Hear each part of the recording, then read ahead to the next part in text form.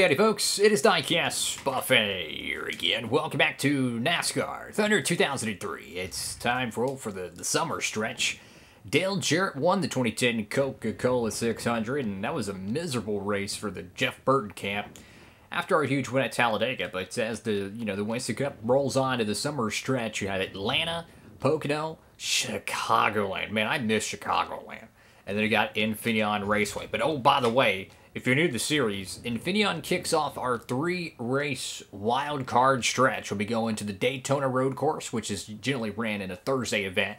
And then that Saturday or Sunday night, it'll be the Pepsi 400. 3 wild card races. And in this playthrough, the history of that event has acquired some interesting results. So we're 11th in points, 279 behind, which is a pile. Considering the maximum amount of Winston Cup points you can get is 156. So we're going to need some good luck. We're going to Atlanta. Let's run the primary paint scheme, and let's go racing. Alrighty, folks, so we qualified 27th for the Atlanta race. I tell you what, the car felt fast, but just not enough speed, unfortunately, because these guys are incredible on Thunder 2003 at Atlanta Motor Speedway. So without further ado, let's go trackside. We're live from the Atlanta Motor Speedway in Hampton, Georgia for today's Napa 500 on MRN. This place has it all. They even have a 9-story office and condominium complex right here at the track.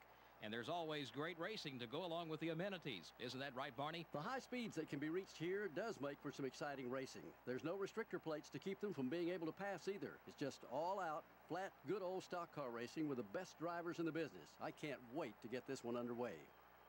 Ryan Newman will try to use this race to gain a couple spots in the points. I had a chance to talk to him this morning, and he's looking forward to this race. He feels they have a very strong car that can pick up some more points this week. We'll keep an eye on him.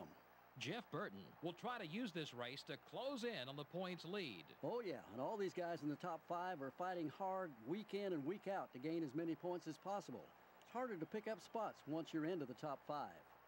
Things are not going well this year for Bobby Hamilton. And a good finish would go a long way in boosting that team's morale. I guarantee it would make a whole lot easier to come to these racetracks.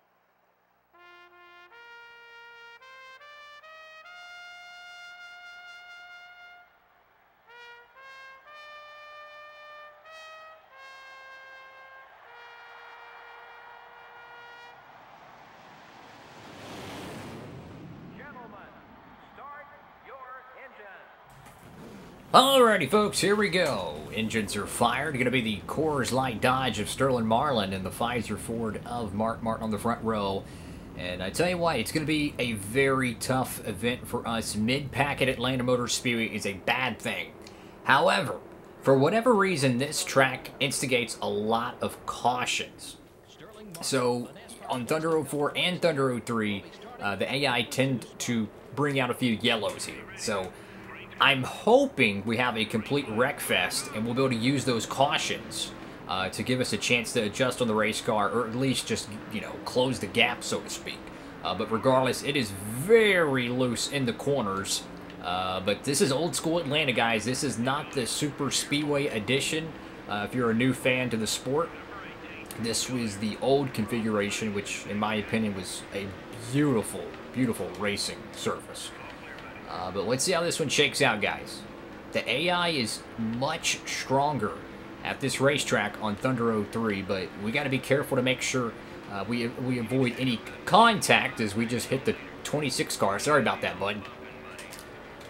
Car feels fast, but the tire wear is going to come into play pretty quickly, and we're going to have to lift more and more with every turn, and that's where the AI will really do some damage.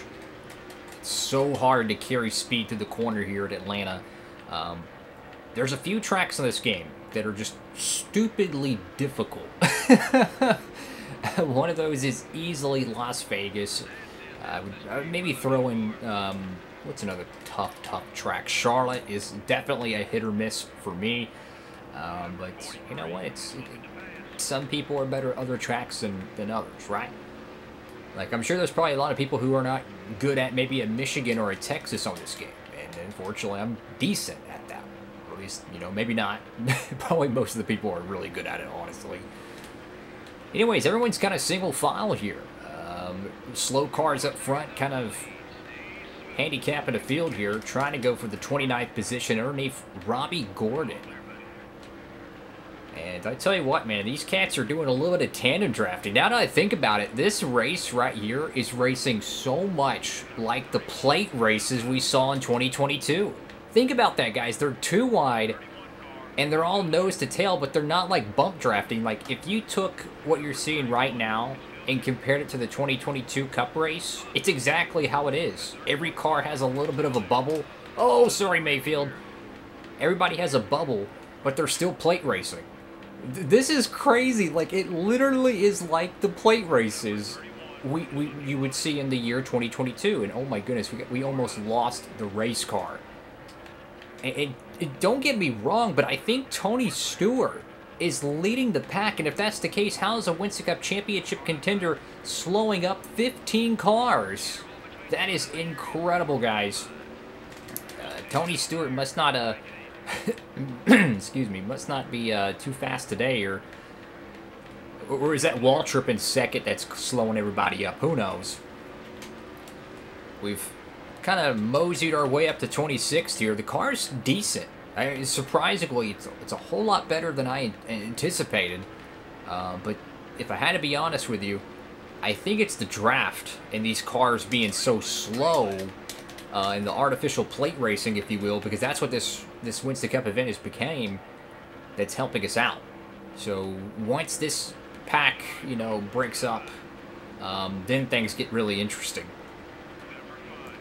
I tell you what, though, I love plate racing at 1.5 miles.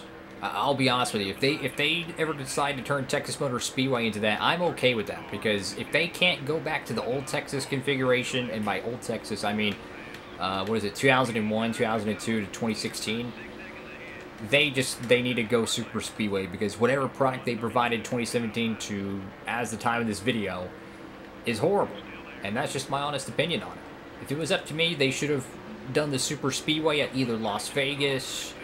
I would have personally chose Kentucky, probably, because that's the worst 1.5 mile I've ever seen, probably. Well, actually, no, Texas is probably the worst. But Atlanta, in my opinion, was the best 1.5 mile of the whole circuit. The fans agreed, the drivers agreed. It's just, that track, man, is just something special about it. And that's what you're seeing right now. Very fast, but also very tough handling. You know, the cars slip around like a Rockingham, but they have the speed of a Michigan. And I tell you what, if you're a stock car purist at heart, that is very appetizing. We're up to 23rd right now, which, I mean, is a far cry from what I expected. I was really expecting to be 40th, holding on for dear life. You know, the pack is starting to dissipate a little bit. Let's get an update on the race leaders here, guys. It's Mark Martin and Ricky Rudd.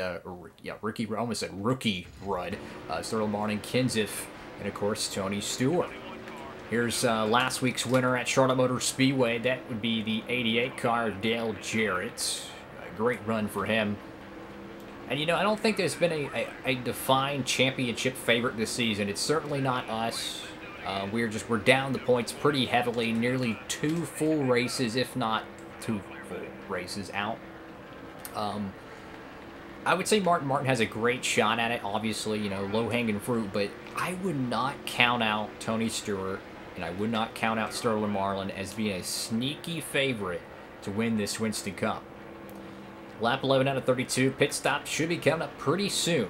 I would expect lap 14 is probably going to be the entry point. You'll probably see about 6, maybe 7 cars peel off the tarmac, and we'll see how that one shakes out. And oh, goodness, we just blew the engine. That's great. Oh, boy. Yeah, this is no good. We need a caution immediately. We just blew the engine at Atlanta. I couldn't see the RPMs on my screen. I have a microphone in front of it. I legit did not know we were that close to redlining. That's probably why we were going so fast. So what's going to happen here, guys, is, yep, the engine's going to go south. And we have wrecked the car. Are you kidding me? We blew up at Atlanta. Are you kidding me? I gotta be honest with you, that's the first time I've ever had that happen, and it actually say you wrecked the car. Because if I remember correctly, if you blow your engine, it should at least let you continue under caution. But I think what we messed up at is that we went to the start-finish line. We didn't go down pit road before the, whatever, when the caution waves. It's kind of like if you run out of gas, as you're coming to the start-finish line, the game might render that as a DNF. But, yep, we're done. Blew up at Atlanta, and that might kill our championship hopes. And what's going to be crazy is who's going to win this thing. Wow. And your race winner is going to be Martin. He's going to hold on, but check out the guys in 5th and 4th. Wolf and Purvis. Amazing accomplishment there. But this could be a championship ender for Jeff Burton with an engine failure at Atlanta Motor Speedway. Wow.